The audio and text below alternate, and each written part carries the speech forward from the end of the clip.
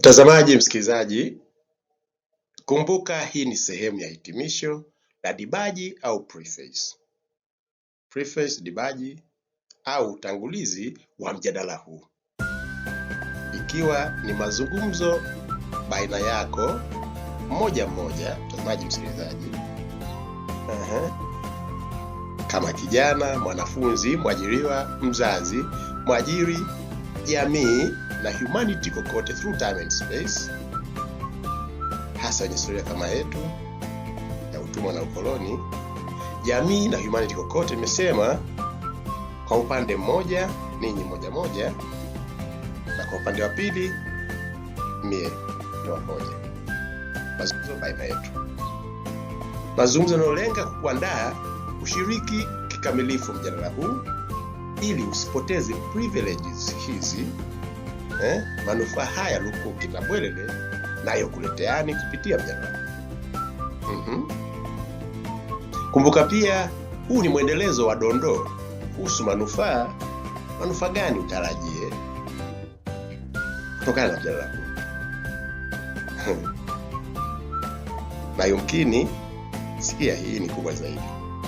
Kumbuka mjadala huu ni wezeshi, transformative. Nimesema mjadala huu kwa mfano ni kama tayari.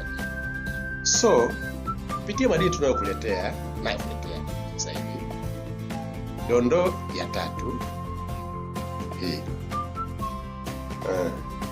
baada ya kuwa nimekuletea manufaa katika eneo hili, nitakuletea namna, jinsi, evidence au maelezo ni jinsi gani tutaweza kubadili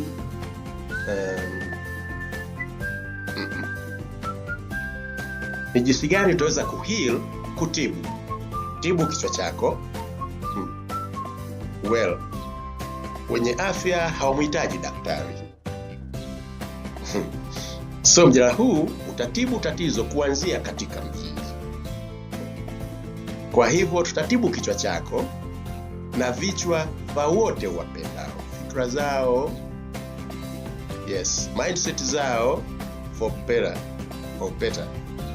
Kisha dhamiri yako, dhamiri zenu, walengwa, hadhira yangu shortly, na kisha kukuwezeshani kuwa receptive, kuweza kuanza kuona, kusikia, na kisha kuzalisha mabadiliko halisi ndani yenu, hasa mkianzia katika kichwa, katika fikra. Kumbuka dhima au jukumu la dibaji hii na segment zake kwa lugha ya soka pyramid football, Marekani football, soka na soka, sio mpira wa miguu kama hapo. Mjadala huu kwa lugha ya soka,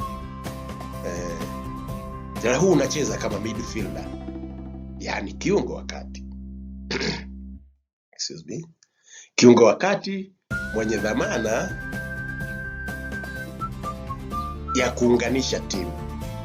So ni kiungo kati ya dhamiri yako mosi, kiungo kati ya dhamiri yako na ushiriki wako katika mjadala, yani utashi wa kushiriki mjadala huu kwa upande mmoja, na kwa upande wa pili kiungo kati ya mjadala wenyewe against manufaa yatokanayo na mapendekezo tunayokuletea kupitia mjadala.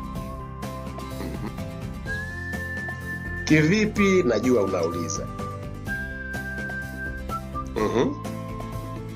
Nini jibu langu? Tasema seeing is believing. Wazungu, seeing is believing, wanasemaga wazungu. Kushuhudia jambo hujenga imani na huleta possibilities, uwezekano. Ni kwa sababu ya mtazamaji, msikilizaji, katika sehemu inayofuata part 1 tutaanza kukuletea kiini au heart and soul ya mjadala huu mzima.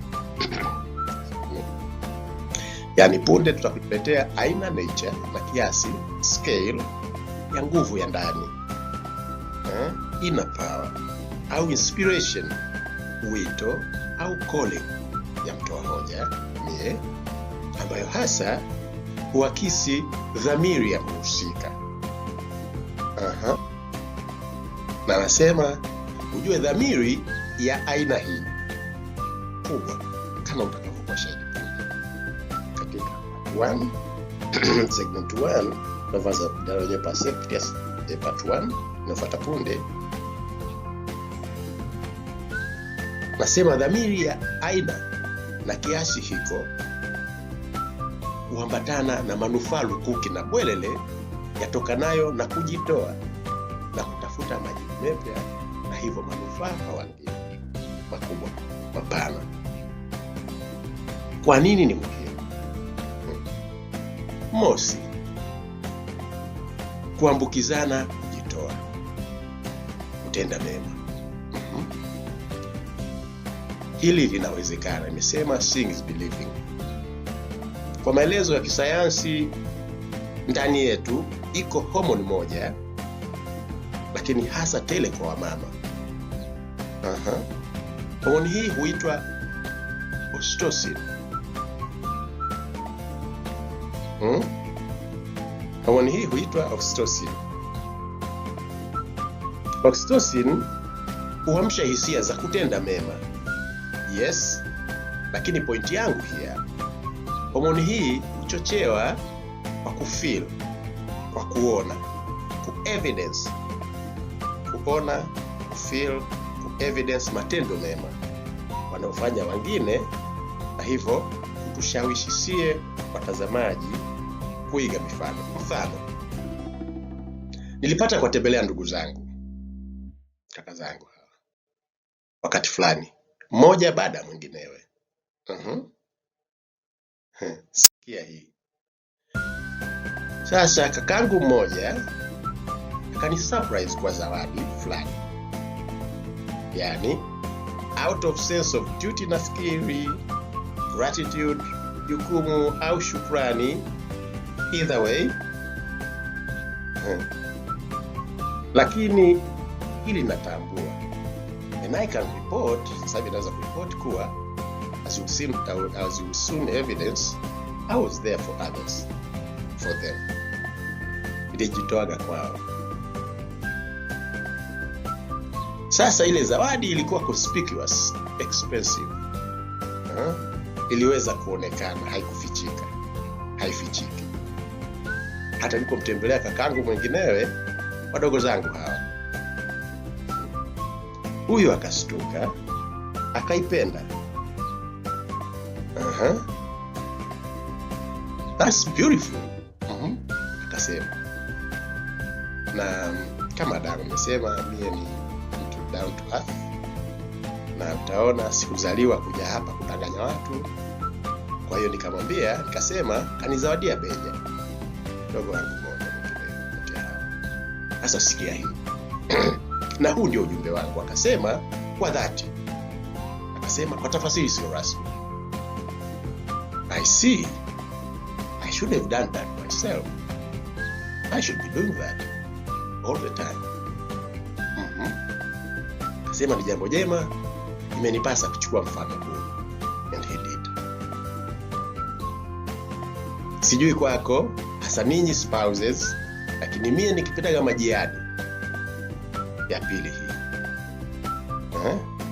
Spouses, ni familia, mke mme, wazazi. Hujawahi kuona couples mume na mke au hata na watoto wao wakiwa karibu mno, kipendana? Hatimaye nikikutana na watu kama hao huwa tamani, lakini kubwa zaidi hujiambia, why can't I? Why can't we? Why can't we do the same? Why can't I do the same? Kwa nini tusipendane kama hawa? Wivu mwema. Hata mie hatimaye watamani, na huenda nyumbani nikikusudia kuwa mwema kama kwa spouse wangu, kwa wanangu, familia yangu. Huo ni upande mmoja.